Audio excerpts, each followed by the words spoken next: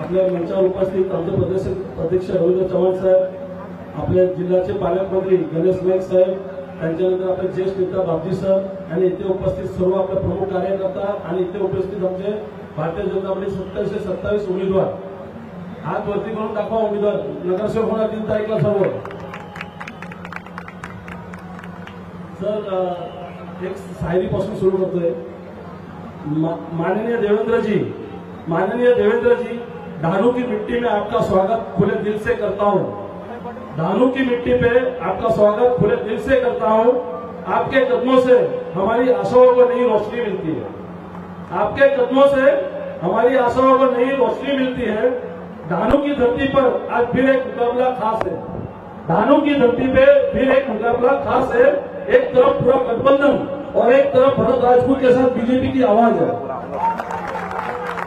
विजय असो, विजय असो.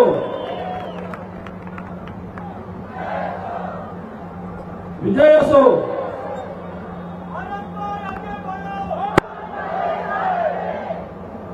आज आपण सर 2017ला मी स्वतः थेट निवडणूक निवडून आलो आणि तेव्हाही माझे लीड स्टार्टिंग पासून शेवटपर्यंत कधीच कमी झाले नाही. आणि ह्या टायमाला सर जे लीड होईल आपल्या जिल्ह्यामध्ये सर्वात मोठी लीड धानूची होणार आहे. आणि मागे पण तुम्ही माझ्या 2017ला विश्वास दाखवला सर. सावरा साहेब बरोबर मी रात्री घरी आशीर्वाद घ्यायला आलेलो, तेव्हा तुम्ही मला आशीर्वाद दिला आणि ते आशीर्वाद आज ते सर आज जिल्हा पुन्हा भारतीय बीजेपीमध्ये झालेला आहे. आणि सर 2017 पासून आम्ही नगरपालिकामध्ये जेव्हा निवडून आलो तेव्हा जे काम नाही केलेले तेव्हा ते पाणी योजना ही फार मोठी योजना बंद पडलेली 3 वर्षापासून ती पाणी योजना पण पूर्ण केली. त्याच्यानंतर garden, road, light, gutter, high mast, त्याच्यानंतर आपलं लहान क्लिनिक वॉर्ड वाईज सुरू करण्यात आलं. त्याच्यानंतर आपण कोरोना काळामध्ये जे आपली बॉडी आणि जे आपले प्रमुख कार्यकर्त्यांनी जेव्हा कोरोना काळामध्ये काम केलं तेव्हा तुम्हाला सांगतो हे जे लोक समोर उभे आहेत महागठबंधन म्हणून ते सर्व घरात घुसलेले होते आणि जेव्हा आपलेच कार्यकर्ता रोडवर होते. आणि त्याच्यानंतर आपण धानू फेस्टिवल सुरू केलं. आज धानू फेस्टिवल आज महाराष्ट्रामध्ये नाव झालं आणि सर धानू बीचवर इंटरनॅशनल बीच डिक्लेअर केलं. इंटरनॅशनल बीच धानूचं डिक्लेअर केलं त्याला. धानूमध्ये जेव्हापासून नगरपालिका बीजेपीची आली 8 वर्षात पाणी कुठेच वॉटर लॉगिंग झालं का? कुठेच नाही. 8 वर्ष अगोदर पूर्ण धानू डुबायचं पाणीमध्ये. आज पाणीची समस्या सुटली. त्याच्यानंतर भुयारी गटर सर, भुयारी गटारचा विषय एक आमच्याकडे आहे. त्याच्यानंतर आता नगर परिषद इमारत आणि हे सर्व विषय आहेत. तर येणाऱ्या काळामध्ये सर ते आमच्यावर आज धानूवर लक्ष द्या. आणि महत्वाचा विषय सर आम्ही अँब्युलन्स जेव्हा नगरपालिकेत नव्हती कोरोना काळामध्ये अँब्युलन्स, फायर ब्रिगेडची गाडी, फायर ब्रिगेडचं व आरोग्य डिपार्टमेंट स्ट्रॉंग केलं. त्याच्यानंतर पाणी पुरवठा डिपार्टमेंट स्ट्रॉंग केलं सर. त्याच्यानंतर आयुष्यमान कार्ड, आज धानूमध्ये आयुष्यमान कार्ड आपला कल्पती हॉस्पिटल आहे तिथे आपण सुरू करतोय. आपण त्यांना पूर्ण मदत केली की आयुष्यमान कार्ड आपण म्हैसूरला किंवा गुजरातला युज करू शकत होतो. आता तुमचं आयुष्यमान कार्ड धानूला युज होणार आहे.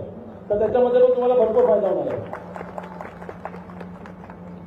आणि लाडकी बहीण, उज्ज्वला गॅस, 50% महिलांना बसमध्ये फ्री. त्याच्यानंतर आयुष्यमान कार्ड, मुख्यमंत्री युवा रोजगार, सोलार पॅनल हे सर्व आपल्या मुख्यमंत्री साहेबांनी सुरू केलेलं आहे. जे लोक येऊन गेले मागच्या 4 दिवस अगोदर भाषण देऊन गेले ते सर्व हमी केलं. देवेंद्र फडणवीस साहेब शिवाय पोलीस करू शकत नाही. जे नगर विकासला ते तिजोरी करून गेले तर तिजोरीमध्ये शेवटमध्ये मुख्यमंत्री साहेब देवेंद्र फडणवीस साहेबची साईड लागणार आहे. त्याच्यानंतरच होणार आहे सर्व विषय. आणि लाडकी बहीण हे फक्त भारतीय जनता पार्टी आणि देवेंद्र फडणवीस साहेब सुरू केलेलं आहे. तुम्हाला सांगतो मी हे भारतीय जनता पार्टीची योजना आहे.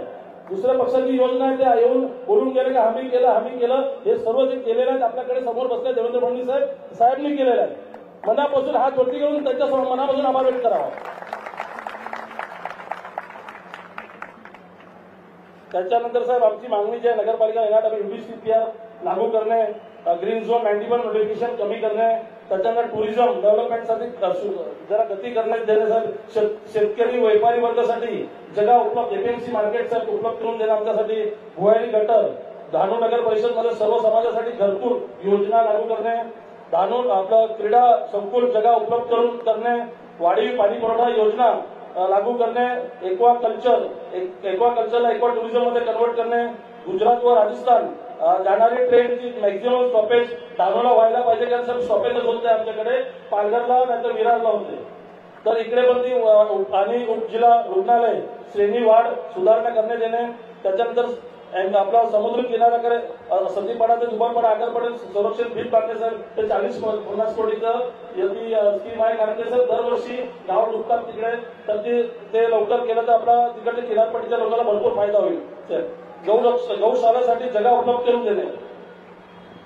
त्याच्यानंतर डाणू परिसरातील पेट्रोल पंपवर सीएनजी सर, आमच्याकडे सीएनजीची व्यवस्था नाही. गुजरातला जावं लागतो नाहीतर हायवेला जावं लागतो, ते भरपूर त्रास होतो आमच्या लोकांना. सर त्याच्यानंतर हे सर्व मागणी झालेलं आहे. आणि आज जिल्ह्यामध्ये सर जिल्ह्यावर सांगतो हजारो कार्यकर्त्यांनी पक्षात प्रवेश केला हे 2-3 महिन्यामध्ये, आणि तेही सर्व पक्षातून आपल्याकडे आले. ते सर्व कार्यकर्त्याला हे माहित होतं भविष्य फक्त बीजेपीमध्ये आणि आपल्या नेतृत्वावर एवढा विश्वास आहे त्यांना, तर त्यांनी हजारो लोकांनी पक्ष जिल्ह्यामध्ये केलं आणि लहानचे लहान पक्ष प्रवेश जाऊन ते ठाण्यामध्ये करायचे सर. आणि आपले उपमुख्यमंत्री घ्यायचे आणि इकडे आमच्या जिल्ह्यावर खासदार साहेबांनी हमी घ्यायचो सर. आणि आमचे पालकमंत्री गणेश साहेब आहेत, त्यांचाही आशीर्वाद जिल्ह्यामध्ये आम्हाला आहे. लहान लहान कामामध्ये ते नेहमी मदत करतात. आणि आमचे रवींद्र चव्हाण साहेब, त्यांचं खास प्रेम आहे आमच्यावर, धानोवर आणि आपल्या जिल्ह्यावर. आणि सर तुम्हाला सांगतो, जेव्हा हजार कार्यकर्त्यांनी घडवलं आणि हे पक्षामध्ये जेव्हा लोकसभा लढलो आम्ही आपल्या पालघरमध्ये, आणि तेव्हाही कोणाला विश्वास पटत होता की लोकसभा निवडून येईल. आणि त्याच्यानंतर विधानसभा 6 मध्ये 5 निवडून आले साहेब, आणि 1 कमी मताने गेली. आणि दुसरं साहेब, आणि हे करताना आपले जे पक्ष आपल्या बरोबर आहे युतीमध्ये, त्यांना एवढं डिस्टर्ब झाले साहेब की इथे येऊन रावणचा घमंड झालेला आहे. भरत राजपूतला त्याची लंका पेटवून टाका, अधिकार हे हुकुमशाही आहे. तुम्हाला वाटते का हुकुमशाही आहे कुठे? आपण जनतामध्ये साहेब राहतो, कार्यकर्त्यांनी पक्ष वाढवला म्हणून त्यांना त्रास आहे. तर कसं आहे, त्यांना एवढा त्रास झाला की त्यांना माहिती आहे पालघर जिल्हा त्यांच्या हातातून निघाली होती. आणि हे जिल्हा परिषद, नगर परिषद हे सर्व बीजेपीचे येणार आहे. आणि सर्वकडे नगराध्यक्ष आणि जिल्हा परिषद अध्यक्ष हे भारतीय जनता पार्टीचे बसणार आहेत.